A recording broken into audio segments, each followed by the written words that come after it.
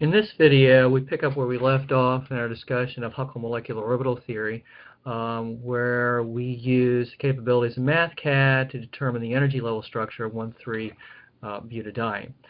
Just a quick recall here, the lowest energy molecular orbital is alpha plus 1.6 beta. That's the energy, beta being negative. That's why that is the lowest energy orbital. So we'll note that in our structure, for the ground state of butadiene, there are 2 electrons in the lowest energy orbital and 2 electrons in the next higher energy orbital of alpha plus 0.62 beta. Now we're going to go a little bit further, and we are actually going to calculate the coefficients corresponding to each of the individual molecular orbitals, and that will enable us to draw pictures of the molecular orbital structures. So we'll do this, we use the numerical capabilities of MathCAD rather than the symbolic capabilities, and that means we can't use simple letter character variables like alpha and beta. We have to put numbers into our determinant. So we start by setting up a 4x4 determinant as we did before, but this time along the diagonal we're going to put some arbitrary number which we have set equal to 2, where it was alpha minus e in the determinant above, and where we had beta in our determinant, we're going to replace that with 1. So just as a comparison here, we can compare our determinant, and again, where we had alpha minus e, we've got value, and where we have beta, we have 1, and the other elements are all 0, as was the case here. Okay. Now, this is what we're starting with. To get the energies, we have to find the eigenvalues corresponding to this particular matrix. And this is linear algebra speak. I wouldn't be too concerned about it right now. We're just looking at the process for generating these coefficients. So we have a MathCAD function called eigenvals that will allow us to do that. And this will give us a set of 4, what we'll refer to as energies, but these are actually not the energies of the molecular orbitals. We're going to have to do a little bit of manipulation. It's based on our value for beta. So we got 4 values here. Okay. Now, to figure out what the energies for each of our molecular orbitals would be, what we're going to do, as we note right here, is subtract the diagonal value from each. So we're going to have, in this case, our 4 energies are going to be alpha plus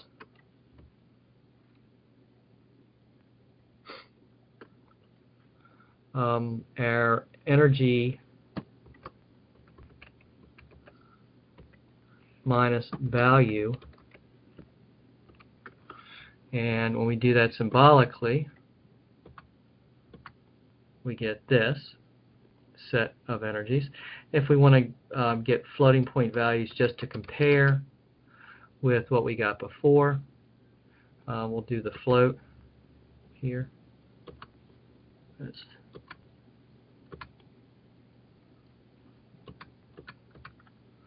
just not allowing me to do that. Try again. And we'll select 2. And we'll see that we actually get the same thing we had before. Just going back up and comparing to the values we had here, alpha plus 1.6 beta plus 0.62 beta, etc. So we get exactly the same thing. All we had to do was subtract alpha from, or excuse me, the value of 2 from each of the energies that we calculated using the eigenvalues. So we can see we get the same energy levels.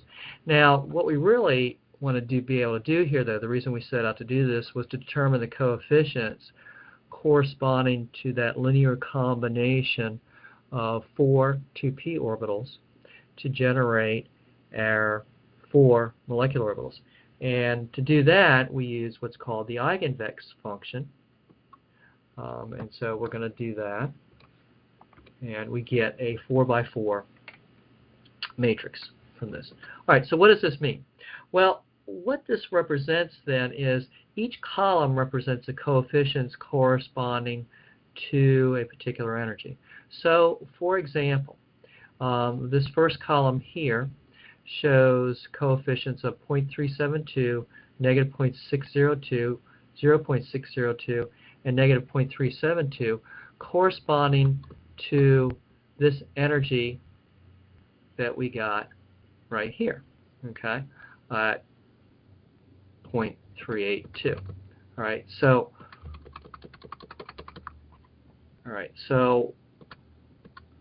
let's just type that in. When energies was equal to 0.382, the molecular orbital wave function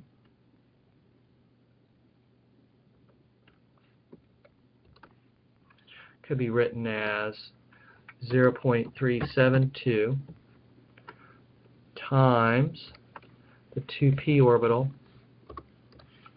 on carbon 1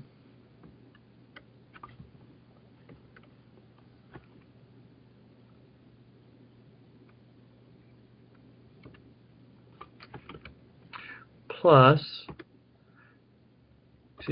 minus, in this case, 0.602 times the 2p orbital on carbon 2 plus 0.602 times the 2p orbital on carbon 3 minus 0.372 times the 2p orbital on carbon 4. So that's the 0.382. Now, the energy of this molecular orbital, if we go back up to our formula here, corresponded to, since we're subtracting 2 from this, this corresponds to an energy for this molecular orbital of alpha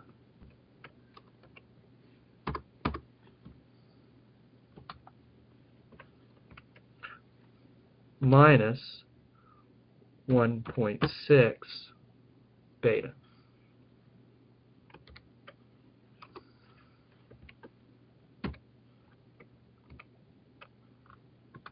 All right, which was the highest energy orbital. So this is the highest energy orbital. Okay, let's just do one more here. Let's take the last column. All right, so the last column corresponding to the energies, and the last column corresponds to, if we scroll up to the top, the last row here where it was 3.618.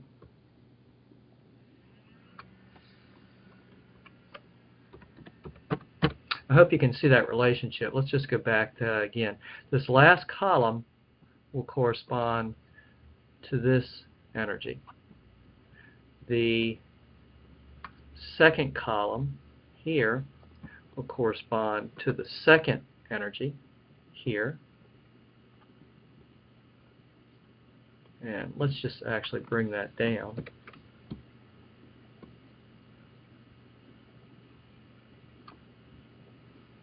Just for comparison purposes, making it a little bit easier. So, again, the first column corresponds to coefficients for this energy, which is the highest energy. The next column corresponds to the coefficients for the 1.382 energy, which is the second highest energy. The third column corresponds to the coefficient for 2.618, and the fourth column corresponds to coefficient for 3.618. So let's take a look at the fourth column. As we started with, the energy was 3.618, and that means when we do our computation, the energy for that molecular orbital was in fact alpha plus, after we subtract off 2, of 1.618 times beta. Okay. This is our lowest energy orbital, as you will recall. And the molecular orbital for this one, then, following the procedure we did before, is 0.372.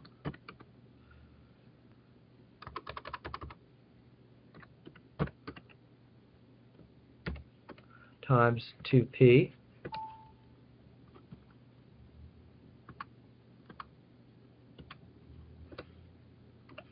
from carbon 1 plus 0.602 times 2p for carbon 2 plus 0.602 times 2p for carbon 3 plus 0.372 times the 2p for carbon 4. Okay. Now you'll notice in this case they all have the same sign, and this is actually pretty critical, whereas at the highest energy orbital was alternating sign with plus, minus, and that actually helps us to draw these particular orbitals much more readily. I'll just scroll down here a little bit, and I've got the pictures of these orbitals that are actually in a PowerPoint document that we have, that I've posted for butadiene. But again, what we'll note here is, and let me just copy these molecular orbital wave functions down here so we can do a better job of comparing. So the lowest energy orbital is this one, and here is the linear combination. They're all positive, and because they're all positive, that means the lobes are all oriented in the same direction. We have complete overlap and constructive overlap over the entire molecule, as we see here, and that means we have complete delocalization over the entire molecule. And that complete delocalization is generally what we see for the lowest energy orbital. If we then go back up and look at our molecular orbital combination for the highest energy orbital, all right, what we'll note here is we've got this alternating plus, minus, and that's what the diagram shows. Here's the plus orbital, 0.372. You notice it's smaller because the coefficient is smaller. Then we've got 0.602, but because it's negative, you notice that the blue and the red lobes are oriented in different direction. That means we're going to get cancellation and destructive interference in the internuclear region. We're actually going to have a nodal point where the wave function is 0, right in the middle. So there's destructive interference here. And then we go from negative to positive, so again this switch direction, and we have a node here. And finally we go back to negative, and we'll see another node here. So we have node, node, node, so we got destructive interference between each carbon atom. This is the highest energy situation. We actually have 3 nodal planes here, 3 nodal regions right here, right here, right here, right here, and that makes it the highest energy orbital. Again, in general, we are going to find that the more nodes a molecular orbital has, the higher its energy. Just real quick fast going to the other two, we'll note that the next energy orbital, highest energy orbital, has a negative, a positive, and a negative. So when we write that out here, we're going to find that we've got, as we notice, that there's a switch in sign between the first one and the second one. The second two, the carbons 2 and 3, have the same sign. So that means there's going to be constructive interference between carbons 2 and 3, but destructive between carbon 1 and 2 and carbon 3 and 4. If we go ahead and do that, and let's just go ahead and type that out so that we understand that completely. I'm going to copy this down here.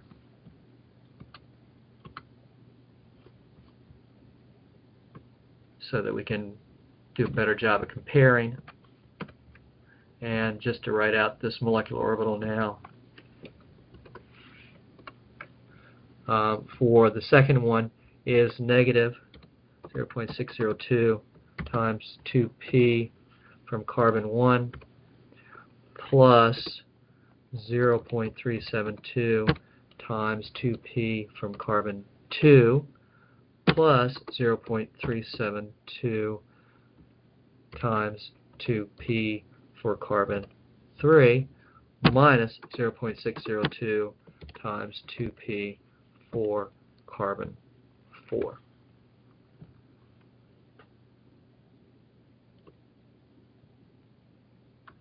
All right, so if you look at this again, we have negative, all right, 0.602. So we go from negative to positive. They switch the orientation. The 0.372 is smaller than 0.002, so that's represented here by the fact that the 2p orbital here is smaller. Then we got 3.72, 0.372 for this one, so they're oriented the same direction, so I have constructive interference here. And again, switching signs to negative 0.602, so we have a node here. And we can see that drawn out here. We got constructive overlap between the 2p orbitals in these two carbons, but destructive overlap here and here.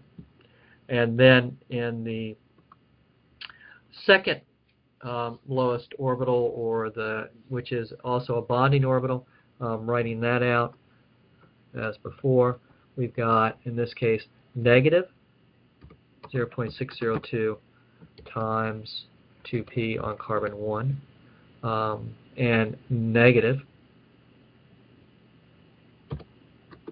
0.372 times the 2p on carbon 2 plus 0.372 times the 2p on carbon 3 plus 0.602 times the 2p on carbon 4. And again, we'll note that we've got constructive interference here between these two negatives, and we see that here. And then we've got going from a negative to a positive, so there's a node right here.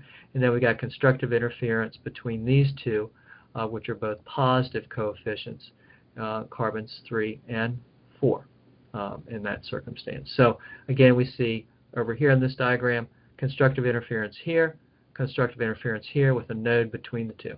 And again, just noting what we said earlier, the more nodes, the higher in energy. So we look at the lowest energy orbital, complete delocalization, no nodes except for the node between the pi lobes in this, but no nodes along the structure of the molecule. One node in the second lowest energy orbital, then 2 nodes, and finally in the highest energy orbital we have 3 nodes in that circumstance, 1, 2, 3. So again, this is how we generate the coefficients corresponding to the molecular orbitals. We can draw then the molecular orbitals based on the sign of the coefficients and also the magnitude of the coefficients. Again, we'll notice that in the highest energy orbital, the 0.372 magnitude on the carbons on the end mean those 2p orbitals contribute less to the overall molecular orbital than the carbon 2 and carbon 3 2p orbitals. So I hope this makes sense. I certainly will be going through this MathCAD document in the class so that you should be able to then do these computations for additional molecules.